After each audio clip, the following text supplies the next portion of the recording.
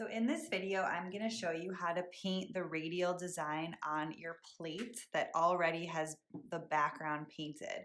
So this time, everyone is going to use the black paint, and that is because it only needs one coat to be opaque, and it contrasts every other color we have. So I need my black paint. I have a piece of wax paper for my palette, water cup, paper towel to dry my brush, and then I have two different size brushes. You could use 2 or 3. And we're using the different size brushes to get different brush strokes and designs. And we already did our practice painting, which you could either use or you can just totally try something new, which is what I'm going to do because I think it'll be more fun. But the first thing we need to know is where is the very center point here, and we have to estimate that. And I'm going to use a pencil to just make like a little mark where I think it is, and that will sort of just help me get started. So a teeny tiny little circle. Probably can't even see that on the video, but it's there for me to see. And then I'm just gonna be using my black paint. And what I wanna do, again, we did this in the practice, but I'm gonna make a little design, rotate, and then follow it on all 4 sides. And I'm just gonna kind of tidy that one up. And this time, we want to be extra careful to pay attention to what we're doing. Okay, and this paint actually is not quite as opaque as it was on the paper. Oops, so I just kind of splattered a little paint there. See if I can get it off. So if this happens to you, I'm actually just going to dip a little bit of paper towel in the water, and that works to get it off. So you got to be quick though before it dries. Okay, all right, so I'm just going to do some different things here, right? So I'm paying attention to what I did, rotating, and then doing the same thing as I go around. And I actually probably could do a second coat if I wanted, but I have to wait for it to dry, so I'll be patient. All right, now I'm gonna do maybe a curve going in this direction. And this is where you just wanna have some fun. Don't overthink it. You might think, do I want to use a more curvy, organic line and shape, or do I want to be more geometric and straight?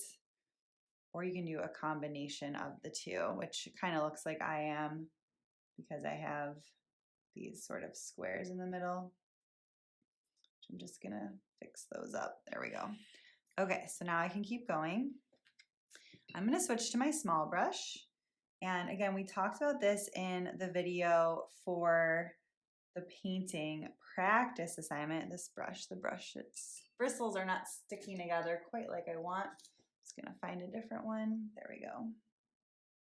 And we want to think about variation and repetition. So I have 2 curvy lines that are different from each other in terms of the size, but now I want to try one that's thinner. And that's going to add some variation while keeping some unity, okay? Because those two kind of go together because they're the same size. And I just want to be nice and careful because it's a little bit trickier to fix your mistakes here, okay? So I'm going to speed this up so you don't have to watch every little thing in regular motion, and I will be back once my design is painted.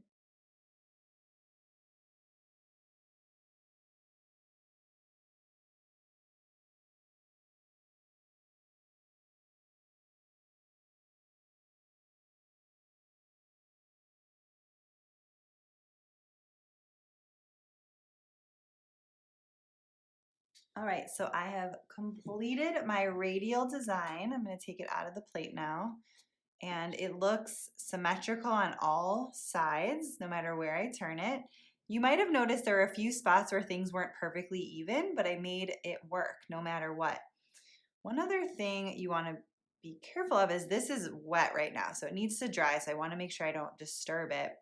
If you want to flip yours over and do any sort of, you just have to be careful because it's a little wet, any sort of designs around here, you're welcome to.